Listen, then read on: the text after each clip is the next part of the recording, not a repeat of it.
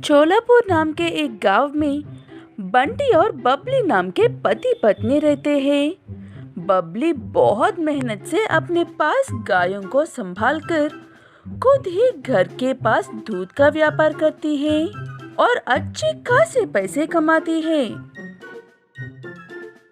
उसका पति बंटी हमेशा पीता रहता है और बबली के कमाए हुए पैसे बर्बाद करता रहता है। खुद से एक पैसा भी नहीं कमाता है।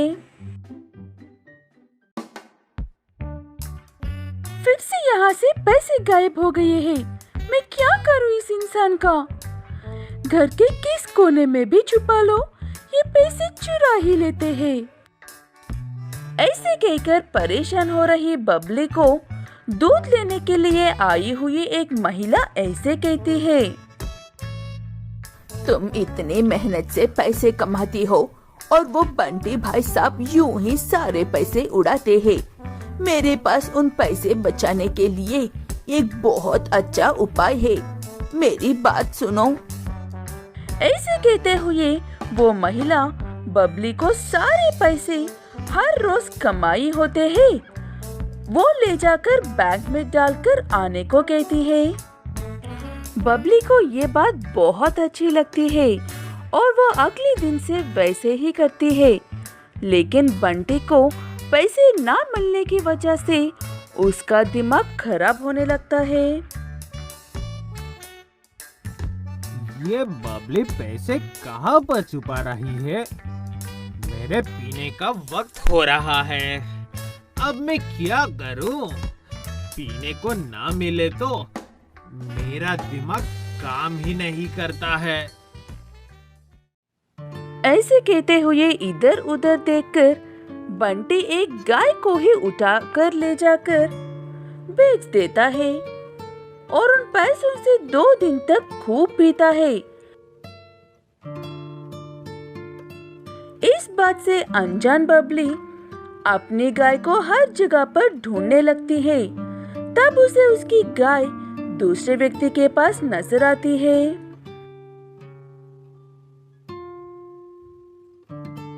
ये तो मेरी गाय है, इसे तो मैं पूरे गांव में ढूंढ रही थी।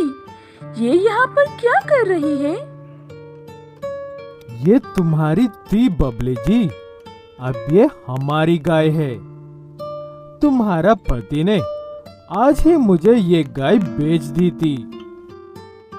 वो बात सुनकर बबली का दिमाग हिल जाता है और उस गाय खरीदने वाले से ऐसे कहती है, उनके बारे में आप और गांव का हर व्यक्ति जानता है, फिर भी आपने ये गाय कैसे खरीदी और कितने में खरीदी? वो बात सुनकर गाय खरीदने वाला व्यक्ति कहता है कि बंटी ने उस गाय आधी से भी कम पैसों में बेची थी, इसलिए वो मना नहीं कर पाया और अब वो उस गाय को बिल्कुल भी वापस नहीं करेगा। बबली उसे कुछ भी नहीं कह पाती है और चुपचाप उदास होकर वहाँ से चली जाती है और घर जाकर बंटी से ऐसे कहती है, ये आपने क्या किया है आज? हर रोज अपनी आँखों से देखते हो कितनी मेहनत करती हूँ मैं। अगर पैसे चाहिए तो पूछते क्यों नहीं हो? अब एक गाय बची है, ऊपर वाले के लिए ये हरकतें बंद करो। बंटी की एक आदत है, उसे बिना काम किए पैसे तो चाहिए, लेकिन वो कभी भी बबली से पैसे नहीं मांगता है, इसीलिए ये सब काम करता है। एक गाय जाने की वजह से बबली की कमाई भी आधी कम हो गई थी और बची एक गाय भी गर्भवती है। बबली को अब इसी बात का डर लगा हुआ था कि बंटी मौका देखकर इस गाय को भी ना बेच दे। बबली का ये डर सच होने में वक्त ही नहीं लगता है। बंटी एक कसाई को अच्छी गाय कम पैसों में लाकर दूंगा कहकर वादा करता है। ठीक है कहकर वो कसाई बंटी को पैसे देता है। अब वही घर के पास आकर,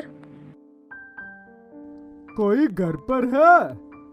मैं ये गाय ले जाने के लिए आया हूँ। कसाई की आवाज सुनकर बबली घर के बाहर आती है और उसकी गाय को क्यों लेकर जाना चाहता है कहकर गुस्से में पूछती है। तब कसाई, इस गाय को तुम्हारे पति ने मुझे बेच दिया है। मैंने उसे पहले ही पैसे दे दिए हैं, इसीलिए मैं इसे लेकर जाने के लिए आया हूँ। ऐसे ही किसी भी बातें सुनकर पैसे दे देते हो क्या तुम? वो गाय मेरी पति की नहीं, मेरी है, इसलिए उस पर ना तुम्हारा मेरे पति का हक है। और तुम कितने बेशर्म कसाई हो जो एक गर्भवती जानवर को भी खरीद रहे हो। वो बात सुनकर कसाई बबली से माफी मांगता है और कहता है कि उसे ये बात पता नहीं थी कि वो गाय गर्भवती है और वहां से चला जाता है। उसके बाद बंटी को ढूंढकर उसकी खूब पिटाई करके सुधर जा, वरना हर रोज इस तरह से पिटाई करता रहूंगा कहने पर बंटी घर लौटकर ऐसे बर्ताव करता है।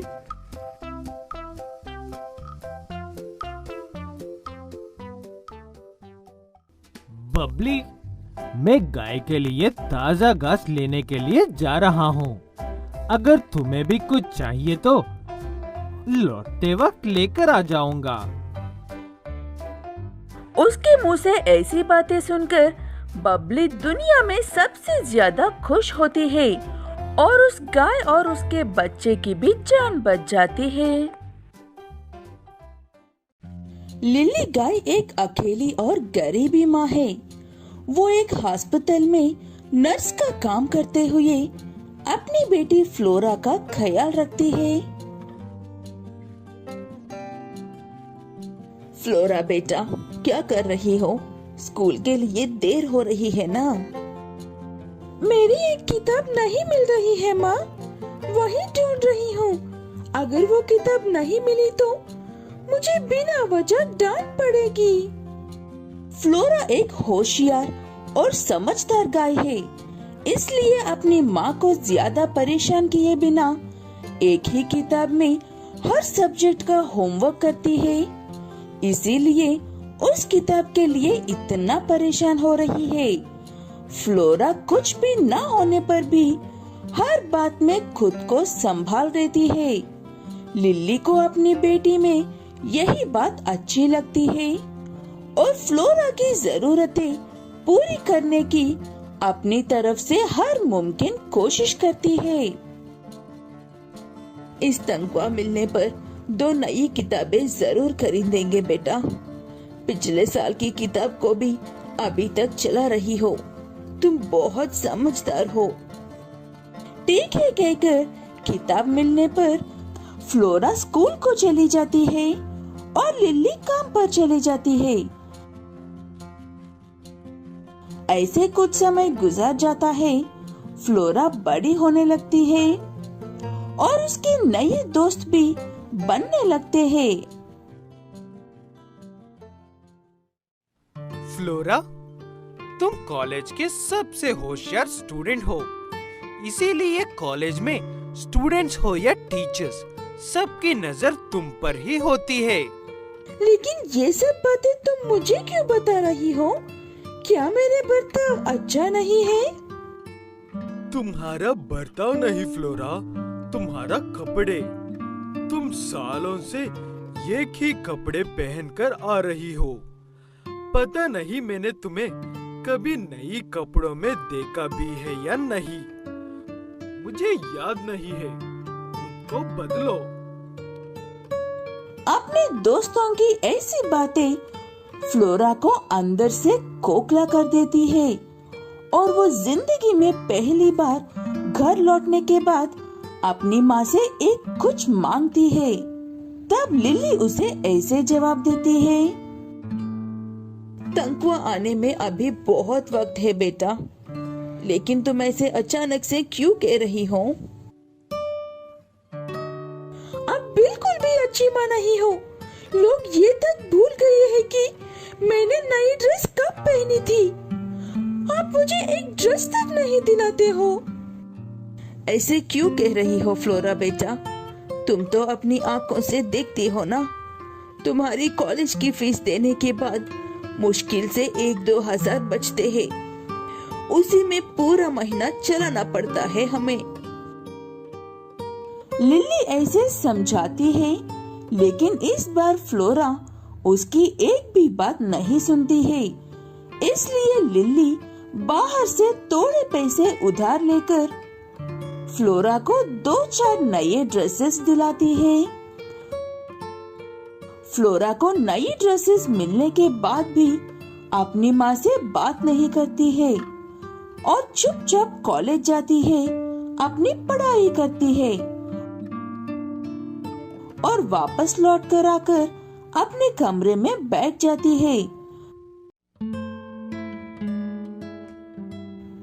फ्लोरा के दोस्तों ने उसे इस बात का घमंड दिलवाया था कि वो बहुत होशियार है और अपनी माँ के बिना भी बहुत कुछ कर सकती है, इसलिए फ्लोरा ऐसा बर्ताव कर रही है।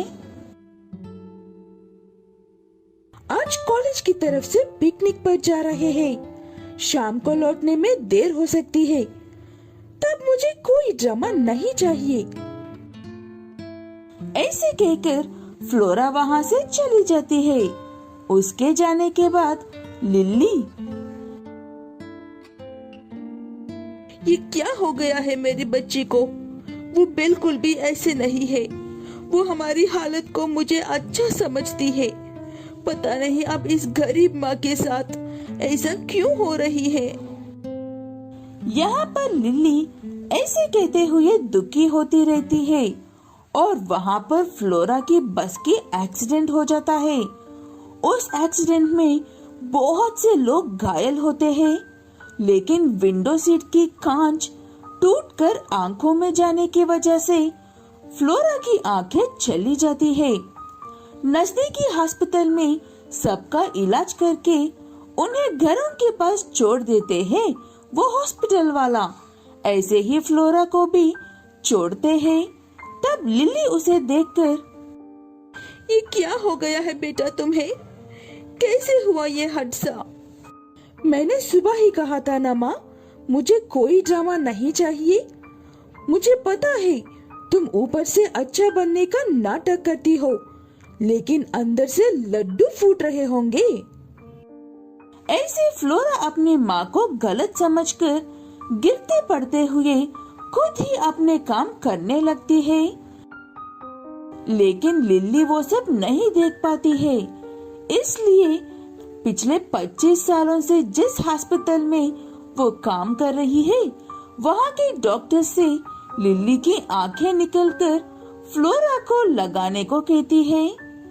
तब डॉक्टर कहता है कि मुझे कोई पैसे नहीं चाहिए, ये काम मैं अपनी पुरानी साथी के लिए करूँगा सोचता हूँ। तब फ्लोरा कहती है कि अगर हॉस्पिटल में उसकी माँ है तो उसे वहाँ से बाहर निकाल दो, उसे बस आंखें देने वाले का चेहरा देखना है। लेकिन जब वो आंखें खोल कर देखती है, तब डर और शर्मिंदगी से डूब जाती है। माँ, ये आप ही हो। मैंने ये बात समझ क्यों नहीं पाई? दोस्तों की बातों में आकर आपको बहुत दुख किया है माँ, मुझे माफ कर दो। ऐसे फ्लोरा को फिर से अकल आती है और अपनी माँ का पूरा ख्याल रखने लगती है।